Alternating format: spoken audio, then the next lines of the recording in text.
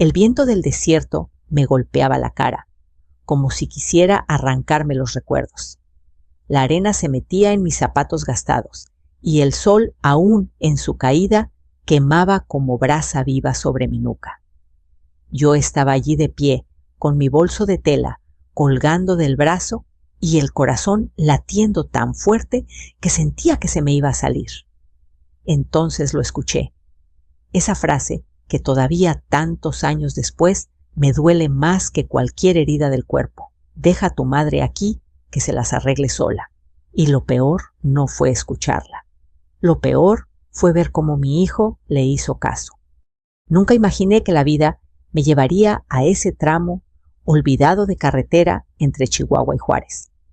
Un camino tan recto, tan vacío, tan silencioso, que cualquier persona con sentido común habría entendido que era un lugar peligroso. Pero ese día, Andrés, mi único hijo, mi muchacho, mi orgullo de tantos años, ni siquiera me miró a los ojos cuando la camioneta se detuvo. Recuerdo que traté de apoyar la mano en su brazo para preguntar qué estaba pasando, pero él la apartó con un movimiento nervioso como si mi piel le quemara. Me dolió no físicamente, pero como si una mano gigante me apretara el pecho por dentro. Fernanda, mi nuera, chasqueó la lengua con esa forma suya tan característica, esa forma que siempre me hacía sentir pequeña, inoportuna, fuera de lugar. Andrés, por favor, dijo con fastidio. Abre la puerta, deja a tu mamá aquí. Ella puede arreglárselas. Siempre dice que es fuerte, ¿no? Y yo, sentada en el asiento trasero, todavía medio mareada por el café extraño que me había dado antes de salir, miré por la ventana, tratando de reconocer el paisaje. Pero no había nada que reconocer, solo matorrales secos, piedras calientes y una línea interminable de asfalto. No podemos hacer esto, susurró Andrés, pero sin fuerza, sin convicción. Fernanda puso la mano sobre la de él, apretándola con firmeza. Sí podemos, y lo vamos a hacer. Es lo mejor para todos. Ese para todos me dio un escalofrío, porque no me incluía. Cuando Andrés finalmente abrió la puerta, el aire caliente entró como un golpe de horno. Yo traté de bajar despacio, pero mis rodillas, cansadas por los años de trabajo en la máquina de coser, casi no me respondieron. Sentí como Andrés, evitando tocarme solo, sostuvo el bolso que me había acompañado por tantas décadas y lo dejó a un lado sobre la tierra cuarteada. Mamá, dijo sin mirarme, te vamos a recoger más adelante. Solo espéranos. Pero su voz temblaba. Era la voz de un niño que miente mal. Quise decir algo, defenderme, gritar, suplicar, reclamar, preguntar qué había hecho para merecer ese trato. Pero al abrir la boca no salió palabra alguna, solo un suspiro quebrado. Un suspiro que, creo yo, llevaba dentro todos mis años de paciencia, de sacrificios, de silencios tragados. La camioneta arrancó. Las llantas levantaron una nube de polvo que me envolvió como una neblina amarga. Fernanda volteó hacia mí no con pena, sino con una sonrisa casi satisfecha. Y Andrés no volteó, ni una sola vez. Me quedé allí, viendo cómo las luces rojas se hacían cada vez más pequeñas, hasta desaparecer. El silencio del desierto cayó sobre mí como un manto, un silencio tan absoluto que podía escuchar mis latidos fuertes, torpes y regulares. También podía oír mi respiración que se volvía más y más pesada mientras intentaba entender lo que había pasado. ¿Por qué?, me pregunté una y mil veces mientras el viento agitaba mi falda larga y levantaba pequeñas espirales de arena a mi alrededor. ¿En qué momento perdí a mi hijo? ¿Cuándo se volvió alguien capaz de esto? Pasaron unos minutos, o tal vez fueron horas, porque el desierto tiene esa manera extraña de robarle tiempo a la gente antes de que mi mente comenzara a recobrar claridad. Busqué sombra, pero no había. Solo calor y vacío. Sentí miedo. Miedo de verdad. Miedo del que se mete en los huesos y hace que uno tiemble aunque el aire esté caliente. Pero junto con ese miedo, algo más empezó a despertar en mí.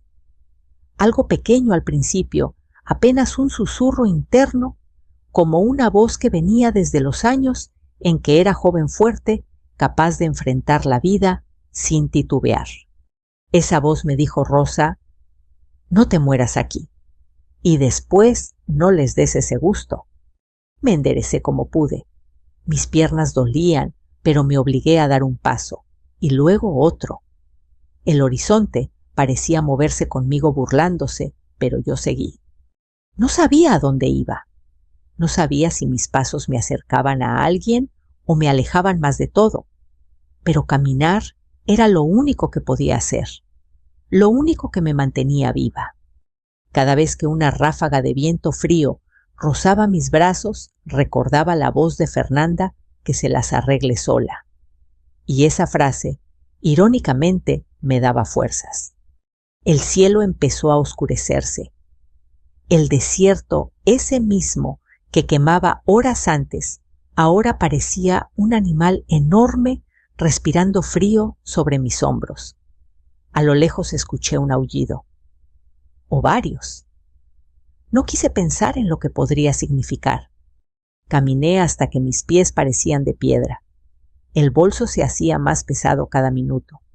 Quise llorar, pero las lágrimas no salían. Era como si el desierto las hubiera absorbido también.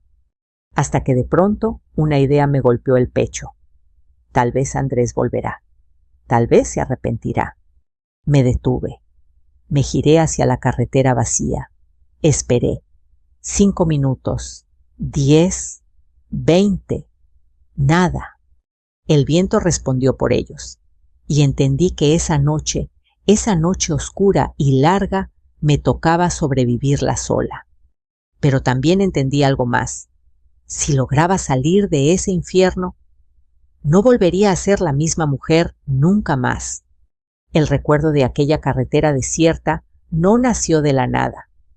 Como casi todas las tragedias, la mía empezó mucho antes en detalles pequeños, que parecían sin importancia. Si hoy cierro los ojos, puedo volver 3 años atrás a mi casita en Chihuahua, cuando todavía creía que el amor de un hijo era un techo que nunca se caía. Mi casa era chiquita, sí, pero era mía. Las paredes estaban llenas de fotos viejas santos y una virgencita de Guadalupe en la esquina. El piso de mosaico estaba gastado por los años, pero cada mancha tenía una historia. Cuando me sentaba frente a mi máquina de coser y sentía el pedal bajo mi pie, la artritis dolía menos. Ahí, entre hilos y telas, yo seguía siendo alguien útil. Habían pasado 15 años desde que mi Julián se fue con Dios.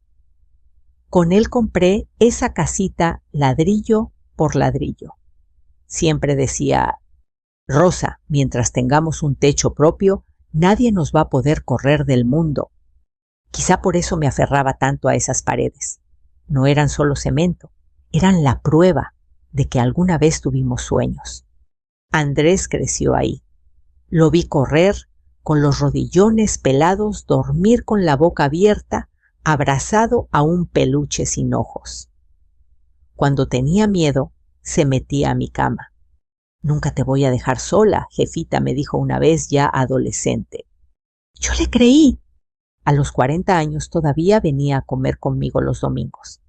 Llegaba cansado de manejar autobuses con olor a diésel y sol, pero siempre traía un pan dulce y una sonrisa. Yo le servía caldo, frijoles, tortillas hechas a mano y escuchaba sus historias. Pensaba que así sería siempre él, yo, la casa, la mesa de la cocina. Ese domingo todo empezó a cambiar. Andrés entró distinto, como nervioso. Dejó el casco de la moto en un rincón y se quedó parado en la puerta. «Mamá», dijo, Hoy no vengo solo. Quiero presentarte a alguien. Mi corazón dio un brinquito. Alegría y miedo mezclados. Una parte de mí se emocionó, otra se puso alerta. Fernanda entró con un perfume dulce pesado. Llevaba el cabello lacio, labios rojos y ropa sencilla, pero escogida con cuidado. Sus tacones sonaban sobre mi piso, como si estuviera marcando territorio. Mucho gusto, señora Rosa, me dijo sonriendo justo lo necesario. Andrés me ha hablado mucho de usted. Me limpié las manos en el mandil y se las tendí. Bienvenida, hija. Esta es tu casa. Lo dije de verdad. No quería ser la suegra mala de las novelas. Me prometí respetar el amor de mi hijo. Al principio Fernanda fue un encanto.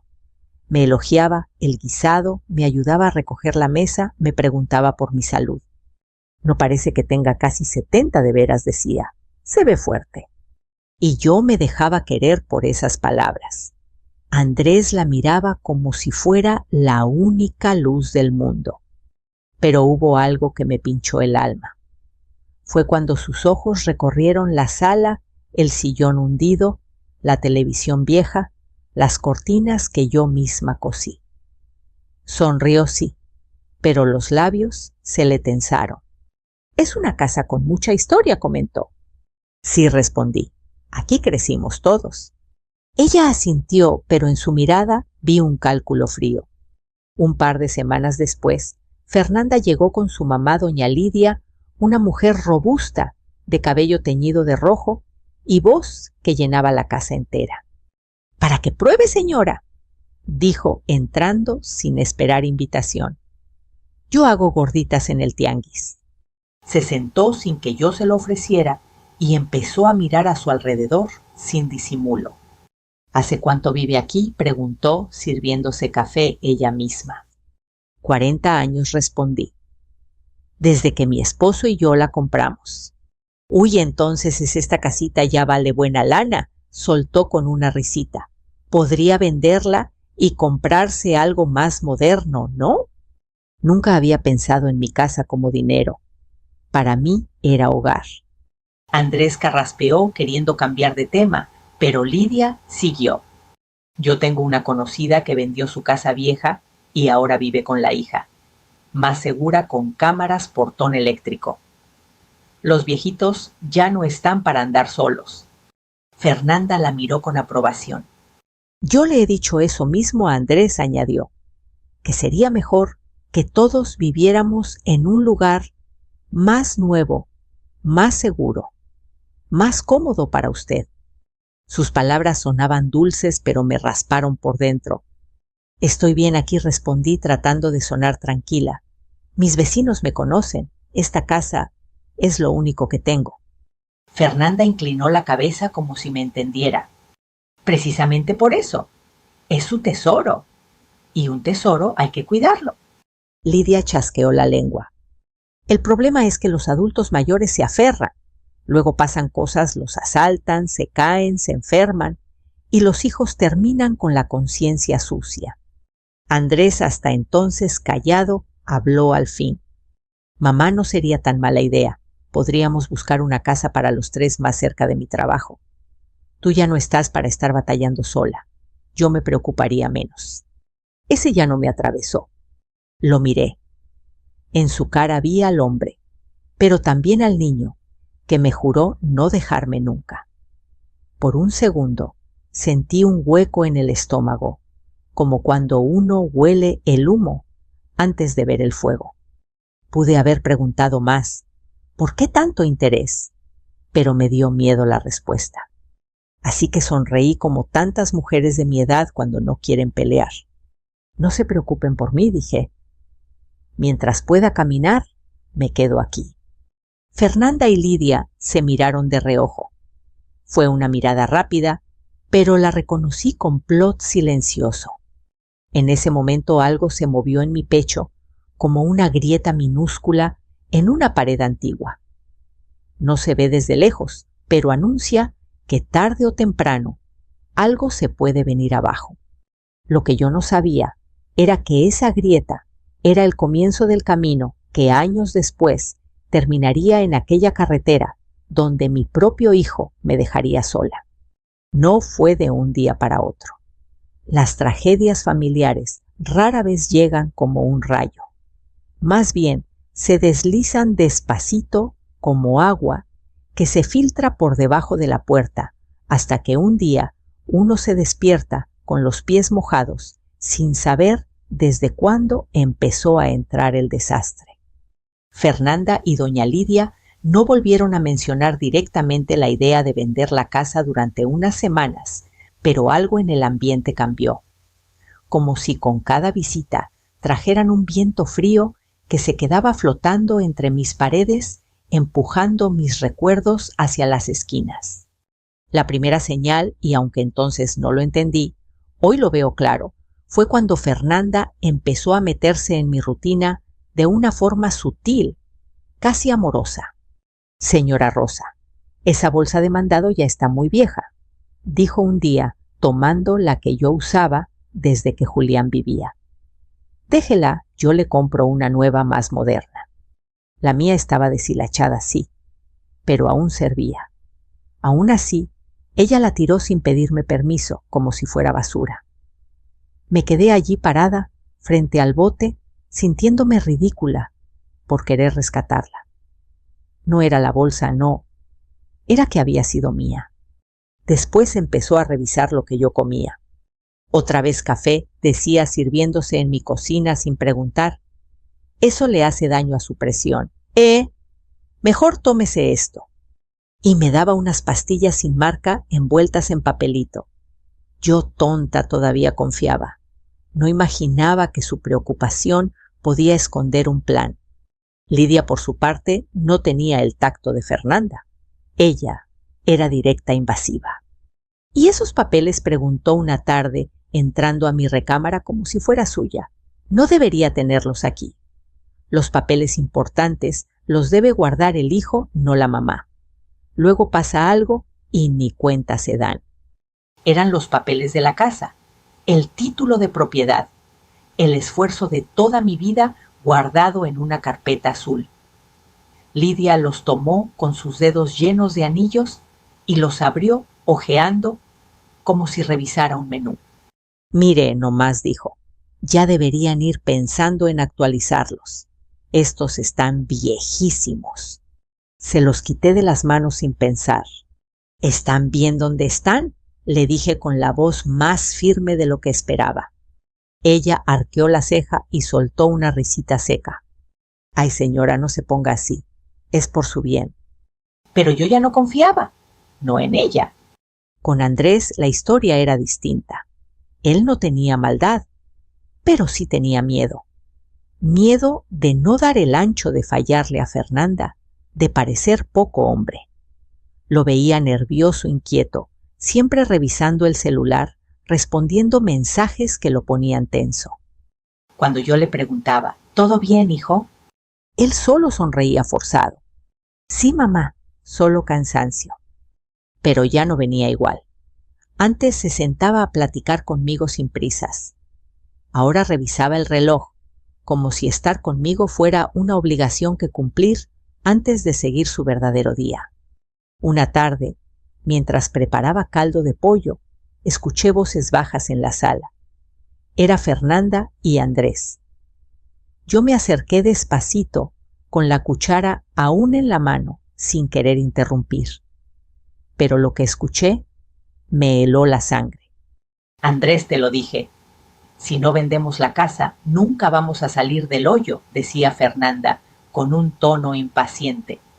«Pero es la casa de mi mamá», respondió él flojito, como si no creyeran sus propias palabras. Pues por eso Fernanda subió la voz, luego la bajó, al notar que yo podía escuchar. «¿No entiendes?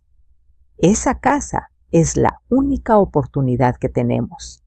Con eso podríamos pagar tus deudas, poner un negocio, empezar la vida que merecemos». «No sé», dijo Andrés. «No puedes seguir siendo un niño, Andrés. Tu mamá está vieja, no va a vivir para siempre. ¿Quieres que un día tengas que cargar con todo tú solo? Si no decides, ya después, va a ser peor. Sentí que el piso se hundía bajo mis pies. No entré a la sala. No dije nada.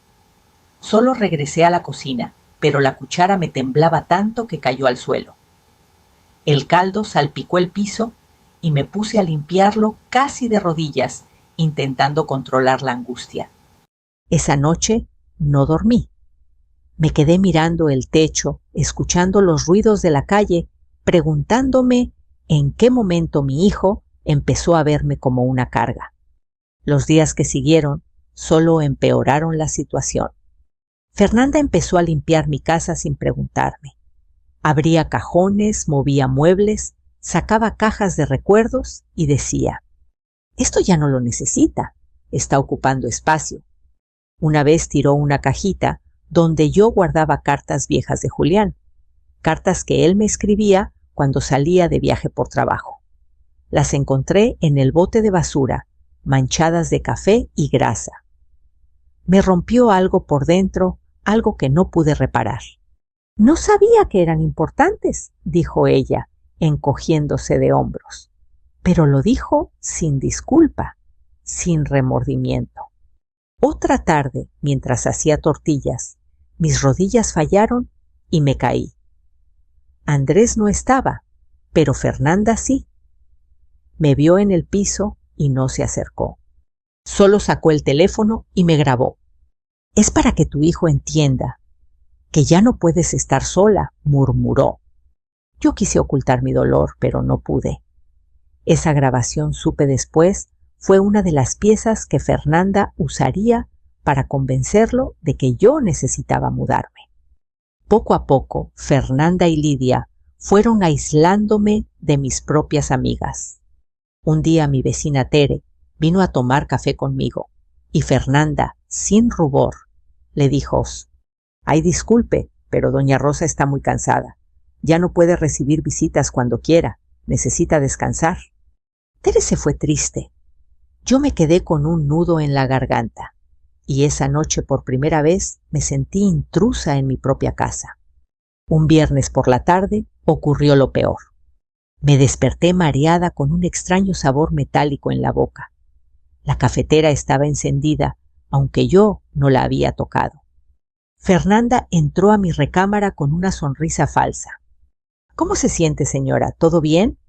No podía responder. Mi lengua estaba pesada, mi mente nublada. «Ay, se ve mal», dijo ella sin sorpresa, como si lo hubiera anticipado. Me tomó del brazo y me acompañó al sillón. Quise reclamar, pero las palabras se fugaban como humo entre mis labios. Más tarde, escuché a Fernanda hablar con Andrés en la cocina. «Viste, tu mamá ya no puede vivir sola. Es cuestión de tiempo antes de que pase algo peor. Andrés, tienes que decidir». «Pero tienes que hacerlo, Andrés». Ese hacerlo me hizo temblar. Desde ese día ya no me trataban como familia, sino como obstáculo. Y yo, aunque mi corazón se resistía, empecé a temer que Fernando y doña Lidia estaban trazando un plan donde yo no salía bien parada. Y aunque todavía no lo sabía, esa desconfianza era apenas la sombra de lo que vendría después. Nunca pensé que el amor de un hijo pudiera convertirse en un hilo tan frágil, tan delgado, que un solo suspiro bastara para romperlo. Pero así fue. Poco a poco, Andrés empezó a desaparecer de mi vida como se apaga una vela. Primero la flama se hace pequeña, luego parpadea, y al final queda solo olor a humo. Lo que siguió todavía me arde al recordarlo. A mediados de septiembre, Andrés llegó a mi casa más serio de lo habitual. Tocó la puerta suave, como si temiera despertar algo que estaba dormido. Le abrí con una sonrisa cansada. «Pasa, hijo. Te hice arroz con leche como te gustaba de niño». Él bajó la mirada. No lo tocó. Se sentó frente a mí, en la mesa con las manos entrelazadas, apretándolas fuerte, como si quisiera evitar que temblara. «Mamá, tenemos que hablar». La frase maldita, la frase que nadie quiere oír de boca de quien ama. Me quedé quieta con la cuchara a medio camino. ¿Qué pasa, Andrés? ¿Algo te preocupa? Él respiró hondo. Fernanda y yo hemos estado pensando en lo mejor para ti. Mi estómago se encogió. ¿Para mí? ¿Sí? Asintió, pero sus ojos no coincidían con su voz. No puedes seguir viviendo sola. Te mareas, te caes, te olvidas de cosas. Yo trabajo todo el día, y Fernanda dice que te queremos en un lugar donde podamos cuidarte. Mi corazón se apretó como si una mano lo estrujara desde dentro. Estoy bien aquí, respondí. Esta es mi casa. La construí con tu papá. Aquí creciste tú. No necesito irme a ninguna parte. Andrés tragó saliva. Mamá, dijo bajito, es lo mejor.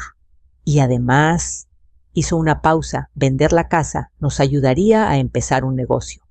Podríamos crecer, mamá, tener por fin algo nuestro. Ese nuestro dolió, porque yo, su madre, no estaba incluida. ¿Vender la casa?, pregunté, sintiendo como si el piso se moviera. ¿Mi casa? ¡Mamá!, repitió él sin poder mirarme. Ya no puedes mantenerla. Es muy grande para ti, muy vieja. No es segura. Fernanda y yo... ¿Fernanda y tú decidieron por mí?, le interrumpí con la voz quebrada. Él cerró los ojos y suspiró. Sí, la palabra cayó como piedra. Esa noche no pude dormir. Caminé descalza por la casa tocando las paredes, las fotos, los sillones viejos. Cada cosa tenía una historia. Cada grieta llevaba el nombre de un recuerdo. Me acerqué a la mecedora, donde Julián se sentaba a contarme cómo iba el trabajo. Me detuve frente al marco, donde Andrés, a los 8 años, aparecía con los dientes chuecos y una sonrisa enorme. Tocando esa foto, dije en voz baja: ¿En qué momento te perdí, hijo? No hubo respuesta. El silencio se volvió mi único acompañante. Al día siguiente, Fernanda llegó sin avisar. Entró como si la casa ya fuera de ella. Buenos días, señora Rosa. Andrés ya le dijo lo que decidimos, ¿verdad? Lo que decidimos. Esa frase me raspó la piel. No voy a vender la casa, respondí firme. Fernanda sonrió con una calma extraña. Ay, señora. Se acercó a mí, como quien le habla a una niña, no lo haga más difícil. Andrés ya firmó los primeros papeles con el agente inmobiliario. Sentí un mareo. ¿Qué dijiste? Es lo mejor, insistió. Usted estará mejor viviendo con nosotros. Y de paso, esa casa vieja deja de ser un problema. Mi pecho ardió. No es un problema, exclamé. Es mi hogar. Fernanda dio un paso hacia atrás como si yo la hubiera golpeado. Pues vaya pensando que ya no lo será. Y salió dejando la puerta abierta, como quien abandona una habitación que ya no merece respeto. Esa misma semana, Andrés dejó de venir. Me llamaba solo para repetir: mamá entiende, es por tu bien. Y yo me rompía un poquito más cada vez. Soñaba con mi esposo con su mirada cálida, diciéndome que resistiera. Pero incluso al despertar, la soledad era un peso en mis hombros. Hasta que un viernes, justo al anochecer, Fernanda y Lidia llegaron juntas. Entraron sin tocar. Yo estaba doblando ropa en la sala cuando Lidia dijo: Señora, hoy nos llevamos unas cosas. Andrés dice que será más fácil si empezamos a empacar desde ya. ¿Empacar?, pregunté. ¿Por qué? ¿Para qué? Fernanda me miró con lástima fingida. Mañana nos vamos, señora. Usted viene con nosotros. El mundo se detuvo. Yo no me voy a ningún lado. Fernanda suspiró cansada. Andrés no necesita que usted lo apruebe. Ya decidió. Y si quiere que él esté tranquilo, deje de oponerse. Esa noche lloré. No como una mujer mayor. Lloré como una niña.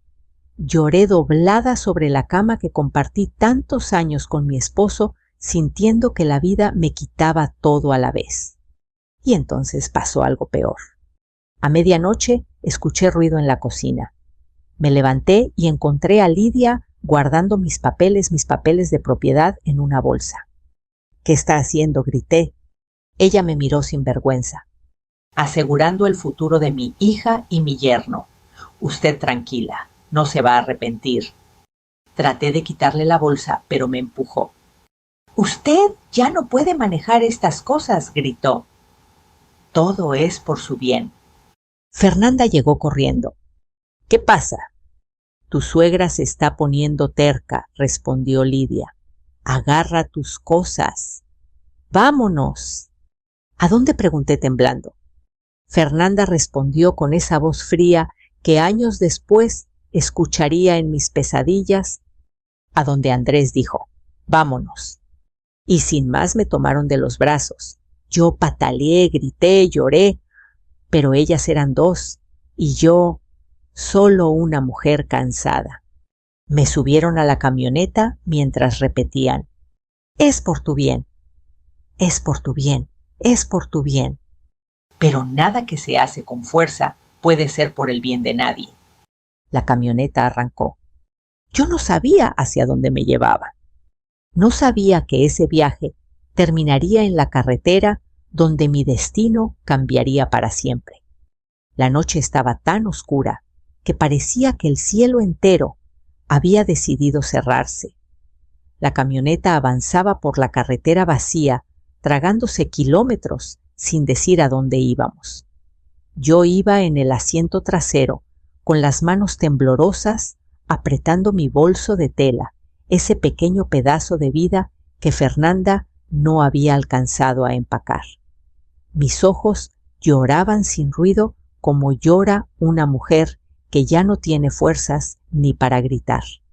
El motor rugía y cada vibración me hacía sentir más y más lejos de mi hogar, más lejos de mi hijo, más lejos de la vida que conocía.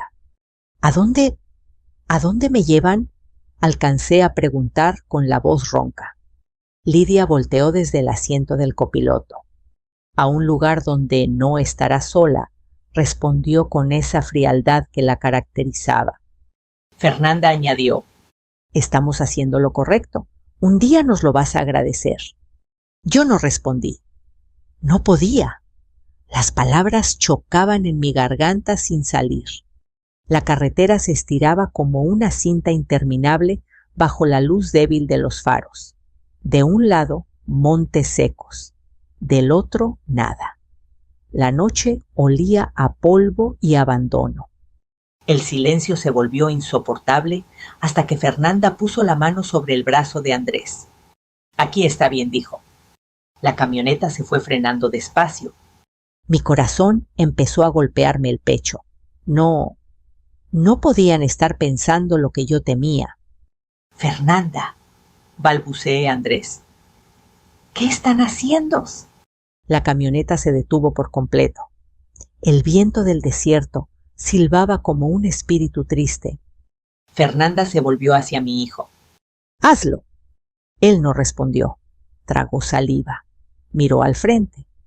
¡Hazlo ya!, insistió ella apretándole el brazo. Andrés respiró hondo tembloroso. Entonces abrió la puerta. El golpe del aire frío me heló la piel. «Mamá, bájate», dijo sin verme a los ojos. La frase me atravesó el pecho como un cuchillo. ¿Qué dices, hijo? ¿Por qué? Bájate, repitió, pero su voz sonaba como la de alguien que está siendo empujado al borde de un barranco. Fernanda soltó. No te va a pasar nada. Solo necesitamos que entiendas que no puedes seguir aferrándote a esa casa. Cuando se te pase el enojo, hablaremos. Lidia añadió. Eso, bájate un rato, respira, piensa, no es para tanto. Pero la noche decía otra cosa, la noche gritaba otra cosa. Yo me quedé pegada al asiento, el miedo me paralizaba. No voy a bajarme, susurré. Fernanda bufó. Andrés, hazla bajar. Y entonces mi hijo, mi único hijo, se giró hacia mí y me tomó del brazo. No con violencia, pero sí con una firmeza que jamás había usado conmigo. Mamá, por favor, baja. Mi cuerpo se aflojó. Mi alma se rompió. Me bajé despacito sintiendo el piso duro bajo mis sandalias. El desierto olía a peligro. Andrés dejó mi bolso junto a mí. No lo hizo con cariño, no lo hizo con rabia, lo hizo como quien deja un paquete que ya no puede cargar. Regresen por mí, logré decir. Por favor. Fernanda respondió antes que él. Claro, no te vamos a dejar aquí toda la noche. Pero en su mirada había una sombra que contradecía cada palabra. La puerta se cerró, un golpe seco, un final. La camioneta arrancó. Las luces rojas se fueron alejando como brasas que el viento hace deslizar. Me quedé allí sola, en medio de un mundo sin sonidos, hasta que muy lejos escuché la última frase que Fernanda dijo antes de que desaparecieran. Que se las arregle sola. Y esa frase se quedó flotando en el aire, incrustándose en mis huesos. La noche avanzaba lenta, casi cruel. El frío empezó a filtrarse entre mi ropa, punzando mi piel como agujas invisibles. Caminé unos pasos, pero el desierto parecía mirarme con indiferencia, como si preguntara qué hacía una mujer tan frágil en un lugar así. No puede ser, murmuré. No puede ser que mi hijo... Las lágrimas ya no salían. Era como si la tristeza me hubiera vaciado por dentro. Me senté sobre una piedra grande. El viento soplaba fuerte levantando arena que me golpeaba las mejillas. Miré la carretera oscura, larga, cruel. No había luces. No había autos. No había nadie. Solo yo y el eco de mi propia respiración. Dios mío, protégeme, recé abrazándome a mí misma. Dame fuerzas. El cielo se llenó de estrellas, un lienzo frío e infinito. Mientras tanto, en mi pecho, algo ardía, una mezcla de dolor y dignidad. Una voz pequeñita enterrada bajo años de silencios empezó a decirme: levántate. Me puse de pie, caminé unos pasos, respiré hondo. No voy a morirme aquí, le dije al desierto, no hoy. Mis piernas temblaban, pero caminaba. Caminaba aunque no sabía hacia dónde. Caminaba aunque el miedo me mordía los talones. A veces escuchaba a lo lejos el aullido de un animal, otras el silbido del viento que parecía llamarme por mi nombre. Pero seguía. Porque entendí en ese instante que la verdadera soledad no era la noche oscura, sino descubrir que el hijo que trajiste al mundo puede abandonarte. Y aún así, algo dentro de mí se negó a rendirse. Caminé por horas, arrastrando los pies, sintiendo cómo el cielo empezaba a perder estrellas y a volverse más azul, como si anunciara un nuevo día que yo no estaba segura de querer ver. Pero cuando la primera luz del amanecer tocó mis manos, supe que había sobrevivido. Que todavía quedaba algo de mí, algo fuerte, algo que ni Fernanda, ni Lidia, ni la cobardía de mi hijo pudieron quitarme. Mi voluntad de seguir viva. Y en el silencio del amanecer, mientras mis labios resecos murmuraban una oración, hice una promesa que cambiaría mi destino. Si salgo de esta, jamás volveré a ser la mujer que fui. Aunque aún no sabía que la vida con todos sus giros inesperados no había terminado conmigo. Apenas estaba empezando. El amanecer no llegó como un milagro, sino como un susurro tímido que me encontró más muerta que viva. Mis piernas parecían de piedra, mis labios estaban partidos y mis manos temblaban sin control. Pero seguía caminando. Nadie me lo pidió, nadie me ayudaba, Nadie esperaba mi regreso. Sin embargo, caminaba porque algo dentro de mí, algo tan viejo como la voz de mi madre, insistía en que seguir avanzando era la única forma de no desaparecer en ese desierto que había querido tragarse mi historia. El cielo comenzó a teñirse de naranja y rosado. Cada rayo de luz parecía empujar un poquito más la oscuridad que llevaba haciéndose nido en mi pecho. Después de horas sin rumbo, vi a lo lejos una pequeña construcción, un puesto abandonado, quizás usado alguna vez por camioneros.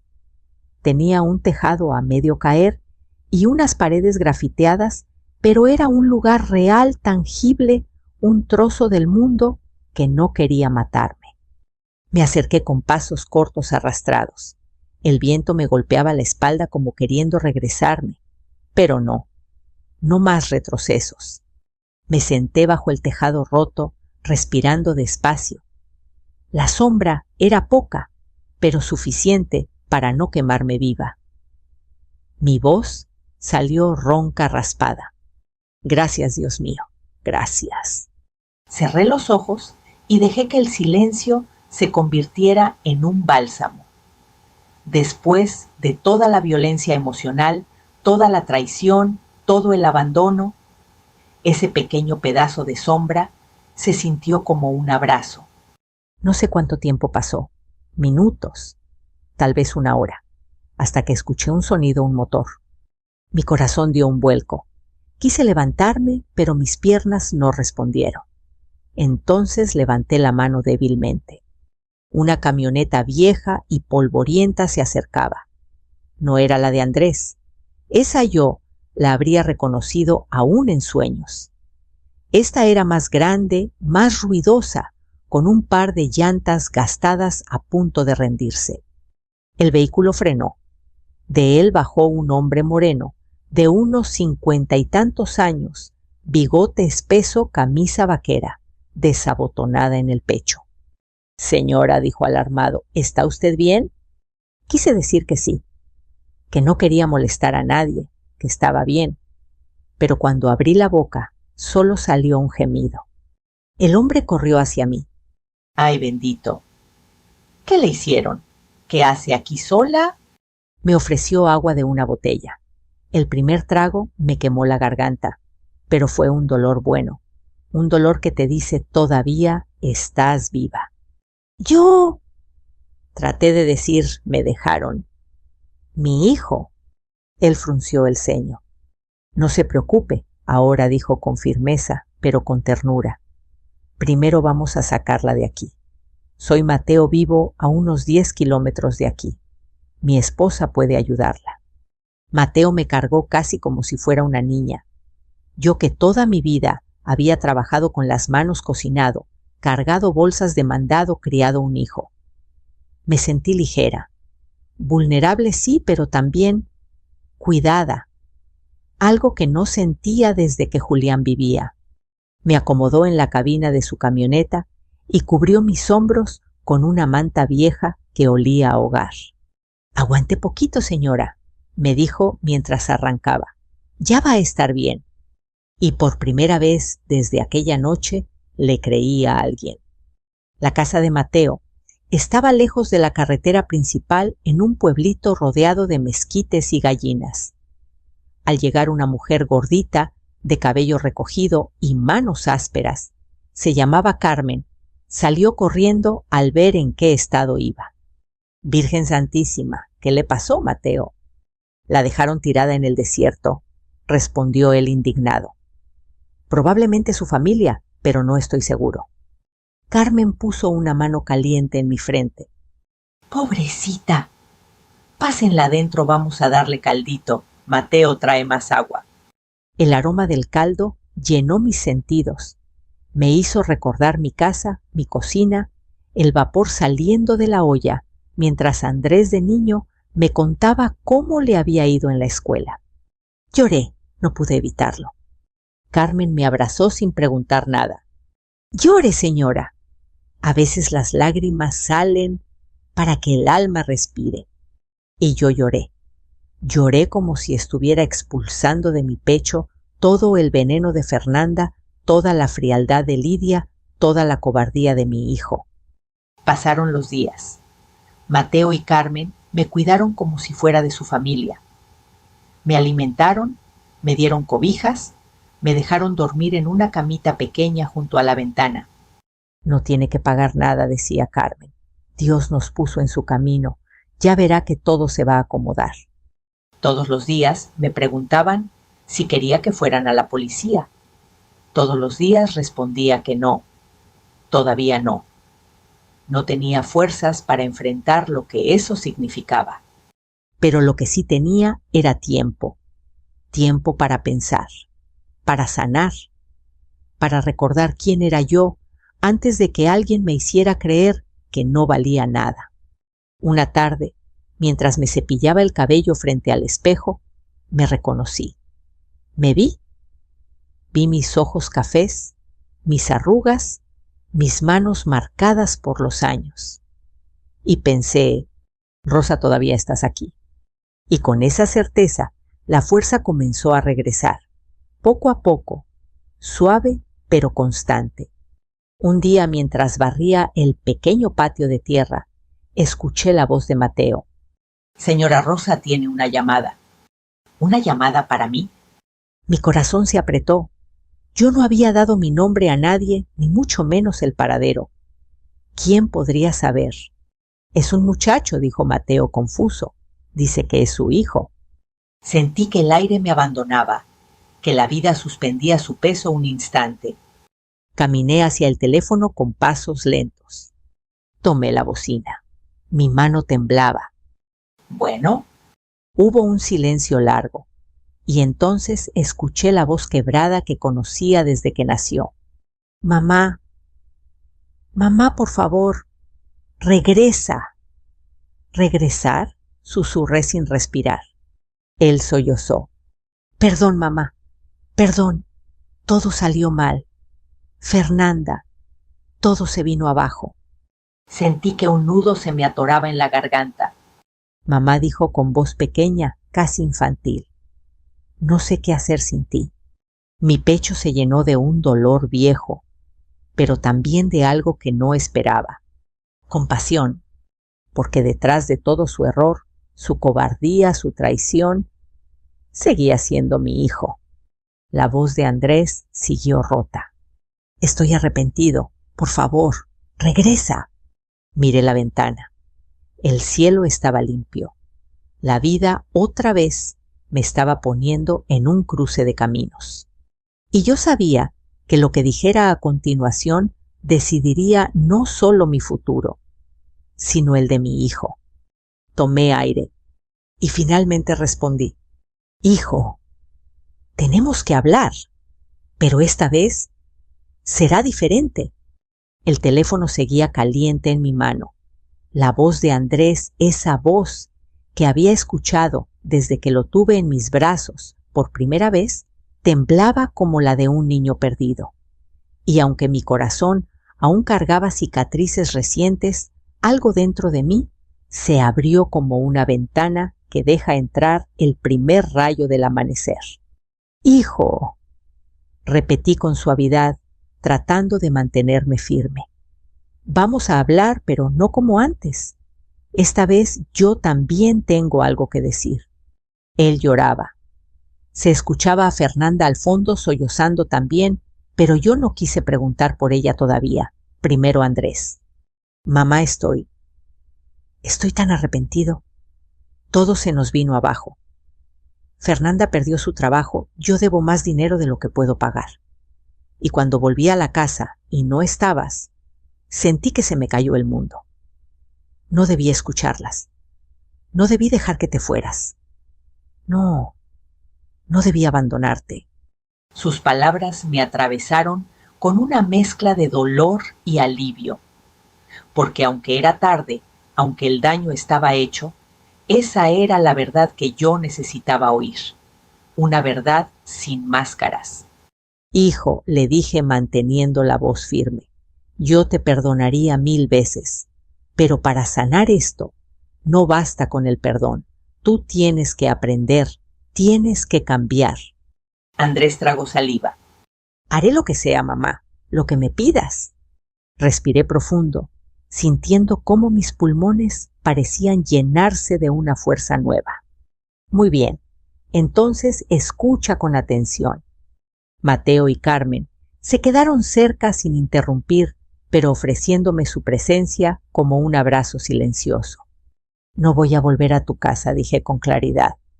Hubo un silencio enorme al otro lado de la línea.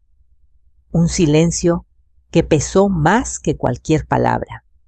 Mamá, ¿no vas a volver? Voy a ir a verte, respondí. Vamos a hablar, vamos a aclarar todo, pero no volveré a vivir con ustedes. Necesito mi espacio, mi vida, mi dignidad, y tú necesitas aprender a cuidarte a ti mismo antes de intentar cuidar a otros. Andrés rompió a llorar. Entiendo, murmuró. Solo no me cuelgues, mamá. No te vuelvas a ir sin avisarme. Te lo ruego. Mi corazón se suavizó. No me voy a ir, hijo. Pero a partir de ahora, las cosas serán distintas. Mateo me llevó hasta el pueblo donde había un pequeño camión que iba a Chihuahua. Carmen me abrazó antes de irme. Váyase tranquila, Rosita. Usted es más fuerte que lo que vivió. Y si algún día necesita un lugar donde regresar, aquí tiene una casa. Mis ojos se humedecieron. Nunca voy a olvidar lo que hicieron por mí, les dije. Pero la vida, esa maestra, dura y a veces generosa, me esperaba en otro sitio. Durante el camino, observé por la ventana los montes, los matorrales y el cielo inmenso. Todo parecía más grande que la última vez que pasé por ahí. O quizá era yo quien había cambiado. Había salido del desierto más fuerte que cuando entré. Cuando el camión llegó a la entrada de la ciudad, Andrés ya estaba allí, esperándome. Su rostro estaba demacrado, ojeras profundas, ojos rojos. Parecía haber envejecido años en solo unos días. Al verme bajar, se quedó paralizado, como si no creyera que realmente estaba allí. «Mamá», susurró. Yo también me quedé quieta. Hubo un segundo interminable donde ninguno de los dos se movió. Luego Andrés caminó hacia mí lento, como si temiera que yo desapareciera si se acercaba demasiado. «Mamá, perdóname», dijo y se arrodilló allí mismo en la banqueta, llorando como aquel niño de rodillas raspadas que pedía perdón por romper una ventana. Mis piernas temblaron, pero lo tomé de los hombros para levantarlo. «Hijo, ya basta, levántate. No necesito que te arrodilles, necesito que cambies». Él asintió limpiándose la cara. «Lo haré, te lo juro». Miré hacia atrás. Fernanda estaba de pie unos metros más lejos, su maquillaje corrido las manos temblorosas. Era la primera vez que la veía vulnerable. «Señora Rosa», dijo con voz quebrada, «no tengo palabras. Fui injusta, egoísta y lo arrastré conmigo. Usted no merece lo que hicimos. Nadie lo merece. Lo siento de verdad». Su arrepentimiento no borraba lo hecho, pero la sinceridad esa sí era algo que yo reconocía y valoraba. «Fernanda», respondí, «no sé qué pasará entre ustedes y yo, pero si quieres sanar algo conmigo, empieza por sanar algo dentro de ti». Ella bajó la cabeza. Pasaron semanas antes de que pudiera volver a mi casa, y cuando lo hice, no regresé sola. Andrés me acompañaba, Fernanda también, pero esta vez caminando detrás, sin imponer, sin dirigir, solo observando. Cuando abrí la puerta, el aire polvoso me golpeó el rostro. Mi casa estaba revuelta con cajas abiertas, muebles corridos, como si la traición aún respirara en cada esquina. Quise llorar, pero no de tristeza, de alivio, de regreso, de victoria. «Mamá, Si me dejas, yo limpiaré todo, dijo Andrés. Por primera vez en mucho tiempo, lo vi con claridad, no al hombre débil que se dejó manipular, sino al hijo que quería enmendar lo roto. Está bien, hijo, pero hazlo porque tú quieres ser mejor. No por mí. Él asintió. Los meses pasaron. Las heridas sanaron poco a poco sin prisa. Fernanda empezó terapia. Andrés dejó las deudas, buscó otro trabajo, recuperó su luz. Y yo recuperé mi voz, mi fuerza, mi autonomía. La casa volvió a estar llena de vida, olor a café por las mañanas, el sonido de mi máquina de coser, las visitas de mis vecinas que por fin regresaban sin miedo. Y en un hermoso giro del destino, un domingo por la tarde, Andrés me dijo: «Mamá, gracias por no rendirte conmigo». Yo le respondí: «Los hijos también pueden perderse. Lo importante es que tengan un camino para volver». Nos abrazamos, sin rencor, sin dolor, con un amor más maduro, más consciente, más honesto. Porque al final, las traiciones pueden doler, pero también pueden construir algo nuevo, un corazón más fuerte, una vida más sabia, un vínculo más real. Y si tú que estás escuchando esta historia, alguna vez has sentido que te abandonan, que te fallan, que te dejan en mitad de un desierto emocional, recuerda esto: no estás sola. Tu valor no depende de quien te traiciona. Siempre hay un camino para renacer. Y lo más importante, cuando uno se levanta, la vida también se levanta contigo. Gracias por acompañarme en esta historia. Me encantaría saber desde dónde me escuchas, qué parte te tocó el corazón, y si quieres seguir viviendo estas historias llenas de vida, de dolor, de esperanza y de renacer. Déjame un comentario abajo, comparte esta historia con alguien que necesite escucharla. Y no olvides suscribirte para que no te pierdas ninguna de nuestras historias de cada día. Sigamos este camino juntos.